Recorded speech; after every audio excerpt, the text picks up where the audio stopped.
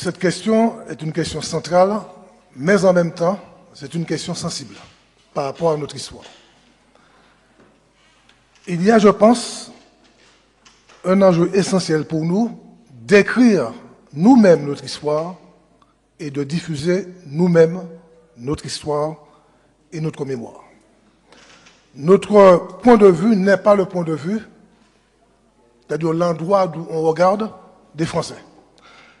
Lorsque l'élite française considère que le XVIIIe siècle, c'est le siècle des Lumières, avec raison sans doute. Pour nos ancêtres africains réduits en esclavage, le XVIIIe siècle, c'était le fouet, les habitations, la sous-humanisation. C'était le siècle des ténèbres. Donc nous n'avons pas la même posture. Le problème n'est pas l'existence de la Fondation pour la mémoire de l'esclavage. Le problème n'est même pas la coopération avec cette fondation. La question est de savoir quel type de relation nous entretenons avec la Fondation, d'où nous partons.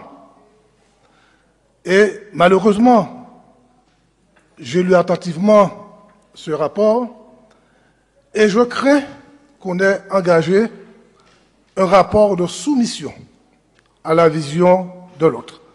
Presque un rapport de mendicité mémorielle. La formule est peut-être dure, mais je pense qu'il faut être clair. Nous ne devons confier notre mémoire à personne d'autre qu'à nous. Certes, le dialogue des mémoires constitue une nécessité pour, à terme, tenter de partager une vision humaine commune sur la période esclavagiste ou sur les périodes esclavagistes, puisqu'il y a eu l'esclavage transatlantique, mais aussi l'esclavage transsaharien. Bien. C'est une nécessité, c'est un objectif auquel nous devons aboutir un jour. Or, quand on lit attentivement ce rapport, eh bien, ce qui est organisé, c'est un flux constant des outils pédagogiques de la Fondation vers notre territoire.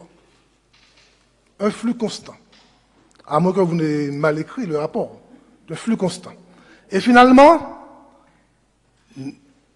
on nous transmet des outils pédagogiques, mais les outils pédagogiques ne sont pas neutres. Ça n'existe pas des outils pédagogiques neutres. Tous les outils pédagogiques, eh bien, transpirent une vision du monde, une conception, une idéologie.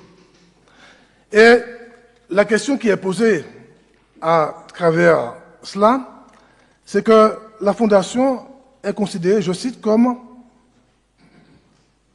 un acteur ressource. Un acteur ressource pour nous. Et qui va transmettre ces outils. À travers ce problème, la question qui est posée, c'est la question de notre capacité à produire et à construire une mémoire, à construire une histoire et à être finalement des sources de diffusion. C'est pourquoi il est très important, de mon point de vue, de mettre l'accent sur l'aide pour la recherche. C'est fondamental. Il faut encourager toutes les structures de recherche, il faut encourager l'université des Antilles à produire de la mémoire, à produire de l'histoire. La seconde chose, c'est qu'il faut croiser nos réflexions et nos recherches avec ceux qui ont été dans la même situation que nous, c'est-à-dire les autres peuples de la Caraïbe. Et nous pourrions profiter de notre présence à l'OECS pour lancer une grande initiative internationale sur cette question de la mémoire et de la mise en commun de nos compétences, de nos capacités autour de ces questions de mémoire. Pour que nous ne soyons pas dans un dialogue masochiste avec la France. Pour que nous comprenions qu'il faut construire en dehors de cette volonté française d'asservir, de détourner ou de travestir l'histoire. Donc, l'initiative avec les États de la Caraïbe pourrait être une manière, et aussi la coopération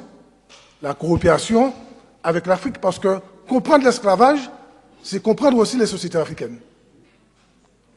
Donc, voilà ce que je tenais à dire sur cette affaire, sans acrimonie, mais c'est une position qui veut simplement exprimer, lorsque nous nous battons pour dire qu'il faut mettre en avant le drapeau martiniquais, qu'il faut mettre en avant l'existence d'un peuple martiniquais, d'une nation martiniquaise, eh bien, il nous faut nous comporter en peuple.